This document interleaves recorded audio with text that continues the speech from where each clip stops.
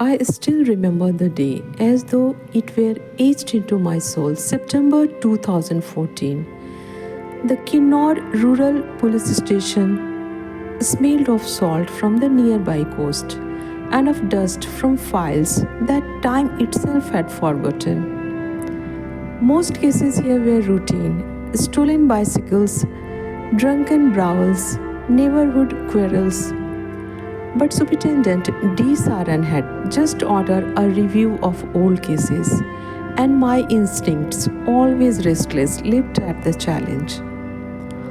Among the yellowing files, one stood out: the unresolved murder of Manohar Lal, a treasurer, back in June 2002. To others, it was just another dead file. To me, it was a riddle begging for an answer. Manohar Lal had vanished on a business trip with his manager, Senegal Sampat. His wife, Mala, filed the report after his phone went silent.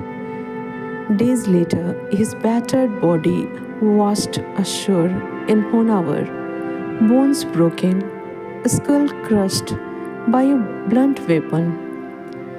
The initial investigation pointed to Sampat. Witnesses said they had argued. One man even swore he saw Sampat strike him before bundling the body into a car. The car was found abandoned. Sampat was not. Raids, phone tracking, border checks, nothing. It was as if he had dissolved into thin air. But something nagged at me. Why had Sampat's wife and son never looked for him? No missing appeals, no desperate visits to the station. The silence was louder than grief. That was when I knew the family was the key. If Sampat lived, his shadow would pass through them. I crafted a plan, meticulous, quiet, invisible.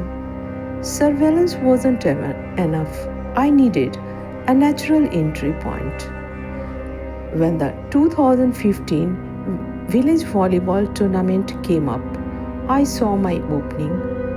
One of my constables, Mukesh, had a son, Kiran, athletic, sharp-minded, from the same village.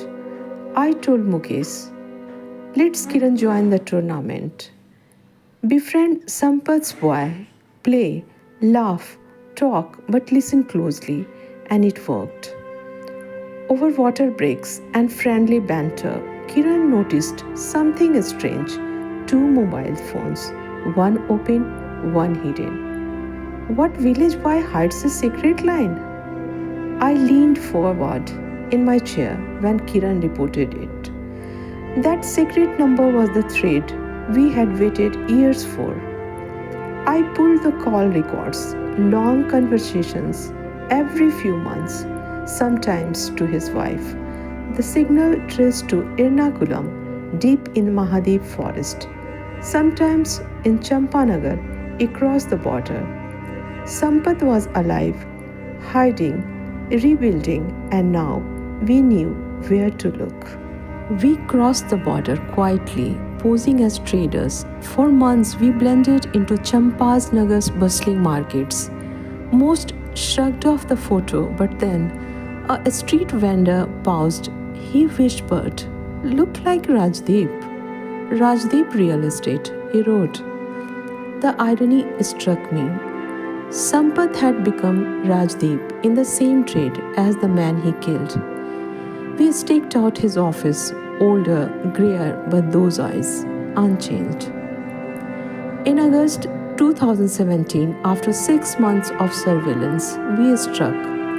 I still remember the shock on his face when he cuffed him at his polished desk. 15 years of running ended in that one heartbeat. Back in Kinnaur, the truth spilled. He had struck Manohar with an iron spade during an audit dispute, dumped his body in Honavar, then vanished into another state. At first, he worked menial jobs, but gradually he reinvented himself as Rajdeep, the businessman. But the betrayal cut deeper. His wife had been his inside channel from her sari mill job. She overheard police chatter and passed him warnings. Their son's secret phone became a lifeline. Every raid that failed, it was because she whispered ahead of us. This wasn't just a fugitive's escape, it was a family conspiracy of silence. Sampat tried one last trick, posting bail in October 2017. But my evidence was unshakable. The eyewitness account, the phone records, surveillance logs, even the vendor's testimony. On December 13, 2021, Judge Petro delivered the final word, life imprisonment. The years of deception collapsed into chains. Justice, long delayed, had arrived.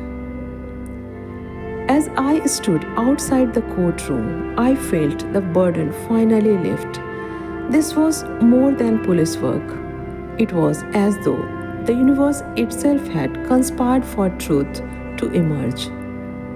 A chance volleyball match, a boy's sharp memory of digits, a vendor's fleeting recognition, coincidences, or destiny aligning to push justice forward. I believe truth cannot be remain buried forever. Lies fray, silence cracks, deceptions unravels. What remains always is light. Manohar Lal's soul rests now, and I carry this lesson with me. Pursue every clue with persistence, but trust the universe. It will always deliver the final piece.